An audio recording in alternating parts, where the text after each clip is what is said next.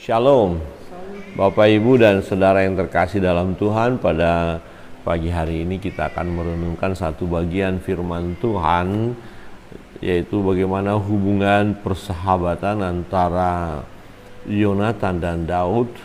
Dan kalau kita melihat dalam persahabatan ini luar biasa ya, ini satu ikatan yang kuat, ikatan kasih ya, dan persahabatan itu ya ditunjukkan sangat luar biasa oleh Yonatan dan Daud. Secara khusus dari sisi Yonatan, ya dia seorang anak raja, tetapi rela ya dia melindungi sahabatnya dari amarah sang raja yang adalah ayahnya sendiri, dan karena memang dia tidak melihat ada kesalahan yang dilakukan oleh sahabatnya. Padahal ya jika saja Yonatan setuju dengan rancangan ayahnya, ya maka kerajaan tidak akan jatuh kepada Daud. Dan Raja Saul berkata seharusnya kerajaan kepada Yonatan, tetapi apalah artinya ya jabatan itu dibandingkan dengan satu persahabatan dan kebenaran. Saudara yang terkasih dalam Tuhan, mari kita lihat dalam 1 Daud ya, Yonatan. Dan Daud memberitahukan kepada Yonatan bahwa memang niat bulat daripada Raja Saul untuk membunuh Daud ini sangat luar biasa. Di ayat 1 kita membaca sampai di ayat yang kelima ya, 1, 2, 3. Maka larilah Daud dari Nayot dekat Rama. Sampailah ia kepada Yonatan, lalu berkata, apakah yang telah kuperbuat? Apakah kesalahanku dan apakah dosaku terhadap ayahmu, sehingga ia ingin mencabut nyawaku? Tetapi Yonatan berkata kepadanya, jauhlah yang demikian itu, engkau tidak akan mati dibunuh. Ingatlah, ayahku tidak berbuat sesuatu, baik perkara besar maupun perkara kecil, dengan tidak menyatakannya kepadaku. Mengapa ayahku harus menyembunyikan perkara itu kepadaku? Tidak mungkin. Tetapi Daud menjawab, katanya, ayahmu tahu benar bahwa engkau suka kepadaku, sebab itu pikirnya, tidak boleh Yonatan mengetahui hal ini, nanti ia bersusah hati. Namun demikian, Tuhan yang hidup dan demi hidupmu hanya satu langkah jaraknya antara aku dan maut. Yonatan berkata kepada Daud, apapun kehendak hatimu, aku akan melakukannya bagimu. Lalu kata Daud kepada Yonatan, kau tahu besok bulan baru, maka sebenarnya aku harus duduk makan bersama-sama dengan raja. Jika engkau membiarkan aku pergi, maka aku akan bersembunyi di padang sampai lusa petang.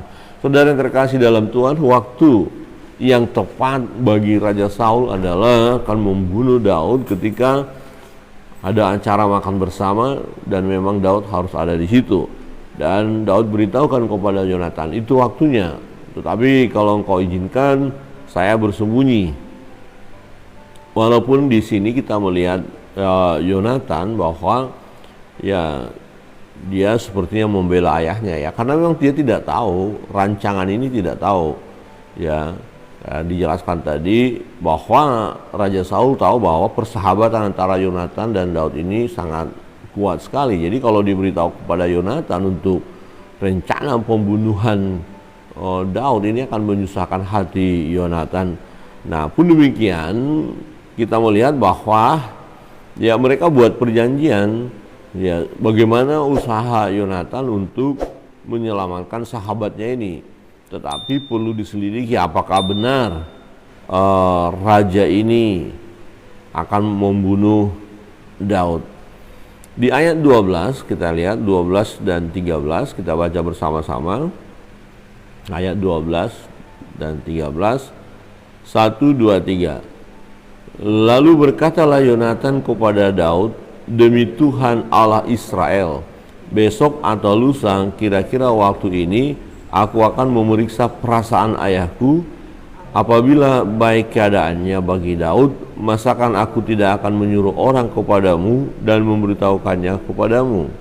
Tetapi apabila ayahku memandang baik untuk mendatangkan celaka kepadamu, beginilah kiranya Tuhan menghukum Yonatan. Bahkan lebih lagi daripada itu, sekiranya aku tidak menyatakannya kepadamu dan membiarkan engkau pergi, sehingga engkau dapat berjalan dengan selamat, Tuhan kiranya menyertai engkau seperti ia menyertai ayahku dahulu. Saudara terkasih dalam Tuhan, lihat Yonatan menganggap memang ini serius, bukan sesuatu yang hal biasa saja. Oleh sebab itu dia mau memastikan perasaan papanya, sang raja ini, apakah betul-betul akan membunuh Daud. Nah, kalau memang setelah dia lihat nanti Raja Saul sudah bulat untuk membunuh Daud, nggak mungkin Yonatan berdiam diri. Yonatan berkata, aku akan beritahu supaya kamu punya kesempatan lari. Masa saya berdiam diri saja? Nah, ini sebagai sahabat luar biasa ya, berani melawan sang raja yang adalah ayahnya sendiri demi seorang sahabat. Ya, inilah arti sahabat. Sahabat berani berkorban, memperhatikan, peduli dengan masalah yang dihadapi oleh sahabatnya, dan untuk itu dia harus berani bayar harga. Ya, maka Yonatan melakukan apa yang sudah dia sampaikan tadi kepada Daud. Perhatikan di ayat 27, ketika dalam acara makan bersama itu, kita lihat di situ Yonatan tahu bahwa ayahnya sang raja benar-benar marah dan mau membunuh Yonatan juga, karena Yonatan tampaknya betul-betul membela Daud dan itu diketahui oleh raja ini. Ayat 27 kita baca bersama-sama. Ayat 27, 1, 2, 3. Tetapi pada hari sesudah bulan baru itu, pada hari yang kedua, ketika tempat Daud masih tinggal kosong, bertanyalah Saul kepada Yonatan anaknya, mengapa anak Isai tidak datang makan baik kemarin maupun hari ini? Perhatikan, mengapa kosong? Wah, ini udah dinanti-nantikan tempat duduk itu, harusnya ada Daud di situ. Dan ini perlu dipertanyakan kepada Yonatan yang adalah sahabatnya Daud.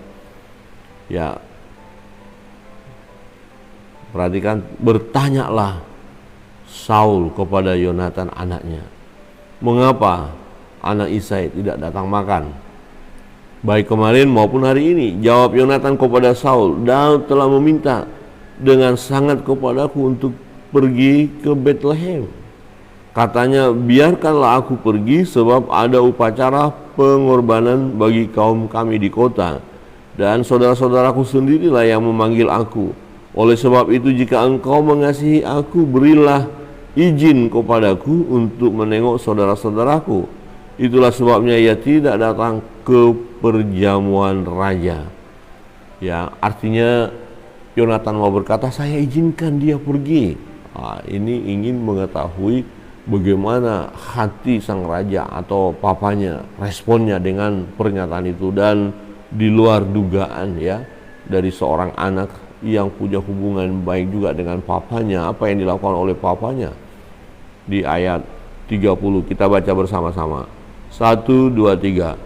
Lalu bangkitlah amarah Saul kepada Yonatan, katanya kepadanya, anak sundal yang kurang ajar, bukankah aku tahu bahwa engkau telah memilih pihak anak Isai, dan itu noda bagi kau sendiri dan bagi perut ibumu? Sebab sesungguhnya selama anak Isai itu hidup di muka bumi, engkau dan kerajaanmu tidak akan kokoh. Dan sekarang suruhlah orang memanggil dan membawa dia kepadaku, sebab ia harus mati. 32. Tetapi Yonatan menjawab Saul ayahnya itu, katanya kepadanya, mengapa ia harus dibunuh? Apa yang dilakukannya? 33. Lalu Saul melemparkan tombaknya kepada Yonatan untuk membunuhnya.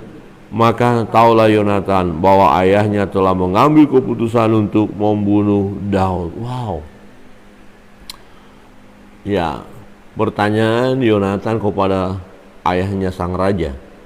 Apa alasan membunuh Daud? Apa dosanya? Apa salahnya? Kan tidak ada. Jadi kira-kira pikiran Raja Saul ini, apa ini anak? Ya kira-kira gitu. Yonatan ini kenapa sih membela Daud? Nanti justru kerajaan ini akan kepada Daud.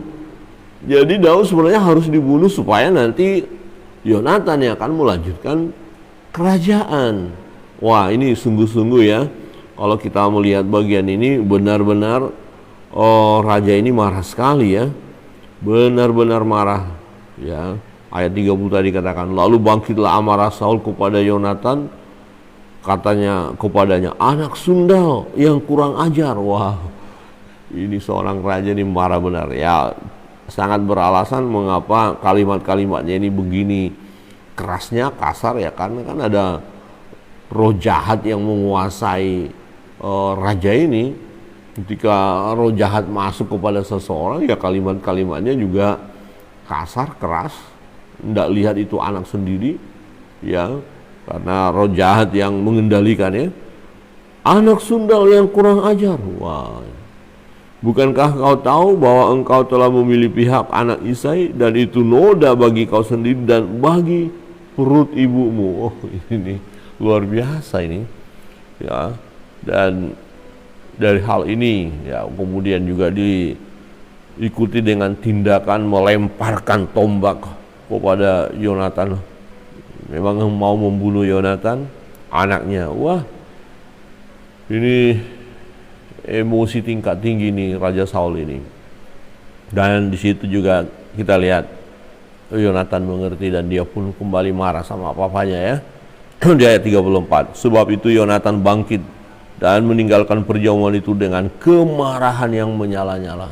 Ya, kira-kira ini tidak masuk akal. Ini benar-benar tindakan yang tidak benar. Ya, kenapa mau membunuh orang yang tak bersalah, membunuh orang yang adalah pahlawan yang sudah memberi kemenangan bagi bangsa Israel, dan itu adalah seorang sahabatnya. Wah, ini benar-benar ya tidak terima Yonatan dengan tindakan papanya. Saudara yang terkasih dalam Tuhan, kita lihat Yonatan pergi meninggalkan ya perjamuan itu dengan amarah yang luar biasa, dan dia pergi untuk menjumpai Daud, untuk memberikan kesempatan kepada Daud untuk selamat. Ya, saudara yang terkasih dalam Tuhan, di ayat 42 berkata begini, kemudian berkatalah Yonatan kepada Daud, pergilah dengan selamat. Bukankah kita berdua telah bersumpah demi nama Tuhan demikian, Tuhan akan ada di antara aku dan engkau, serta di antara keturunanku dan keturunanmu sampai selamanya. Setelah itu bangunlah Daud dan pergi, dan Yonatan pun pulang ke kota. Usaha seorang sahabat untuk menyelamatkan sahabatnya satu perbuatan yang luar biasa, dan itu seharusnya dilakukan oleh seorang sahabat. Terlebih sahabatnya ini mengetahui bahwa ya sahabatnya yang akan dibunuh oleh ayahnya adalah seorang yang baik dan benar. Dia tidak melakukan kesalahan, dia tidak melakukan dosa, layaklah dibela. Bahkan ya untuk membela Daud, Yonatan rela menghadapi ayahnya, ya menerima kemarahan ayahnya, bahkan hendak dibunuh oleh ayahnya. Nah, ini karena pembelaan Yonatan kepada Daud. Tetapi kita melihat bagaimana persahabatan itu sungguh luar biasa, dan lebih persahabatan itu didasarkan atas ya takut akan Allah. Coba kita lihat bagaimana mereka ya saling memberkati ya, supaya persahabatan itu langgeng, terus keturunanmu dan keturunanku. Dan nanti akhirnya kita lihat bahwa setelah Daud menjadi raja ya, dan Yonatan sudah mati, tetapi anak daripada Yonatan ya ada di tangan Daud, dalam pemeliharaan Daud. Jadi janji itu tidak dilupakan oleh Daud. Saudara yang terkasih dalam Tuhan, kita dalam bersahabatan dengan sesama ada batasnya ya. Ada kalanya kita tidak memperhatikan sahabat kita, atau kita tak berdaya untuk menolong ya. Tetapi bagian ini mengingatkan kita bahwa perlu kita menunjukkan kasih kita kepada sahabat atau kepada orang lain, bahkan demi kebenaran ya, karena Daud tidak melakukan hal yang salah ya. Yonatan rela berkorban. Ini menjadi teladan bagi kita. Demi kebenaran kita harus rela mempertahankan kebenaran itu sekalipun nyawa taruhannya. Ada amin? Ya, demi kebenaran. Jadi tetap kita mempertahankan kebenaran ini. Bapak Ibu Saudara yang terkasih dalam Tuhan, kiranya melalui kebenaran firman Tuhan yang kita renungkan dengan persahabatan antara Yonatan dan Daud ya, kita dapat belajar ada banyak hal yang bisa kita lakukan kepada sahabat-sahabat kita, kepada orang lain secara khusus ya, bukan hanya kepada seorang sahabat yang kita mau berkorban, tetapi kepada semua orang kita harus mau menunjukkan kasih kita. Nah, secara kasih yang didasarkan atas kebenaran, atas firman Allah. Ini perlu kita perjuangkan. Kiranya Tuhan Yesus memberkati kita. Kita akan naikkan doa-doa kita di hadapan Tuhan, yaitu kita bersyukur atas pemeliharaan Tuhan. Dan jika saudara memiliki sahabat, teman, ya ini waktunya kita untuk berdoa bagi mereka dan kita menunjukkan cinta kasih kita kepada sahabat-sahabat kita. Nah, tetapi yang menarik, ada satu sahabat yang setia yang tidak akan meninggalkan kita. Ada satu pujian yang berkata begini, bahwa kalau sahabat-sahabat kita di bumi kan terbatas, tetapi sahabat yang sejati Yesus Kristus yang menyertai kita selalu. Kalau sahabat kita di bumi, dia hanya menyertai kita, paling hanya mengantar nanti sampai garis akhir di liang kubur. Ya, setelah itu hilang. Tetapi kalau sahabat yang sejati, ya sahabat yang setia sampai selama-lamanya adalah Yesus. Yesus sahabat yang sejati. Kita naikkan pujian ini ya. Yesus, kau ada satu sobatku yang setia. Kita bersyukur Tuhan Yesus selalu menyertai kita, dan Dia berkata bahwa kita adalah sahabatnya. Ya, di bagian firman Tuhan katakan, aku tidak menyebut kamu hamba, tetapi aku menyebut engkau sahabat.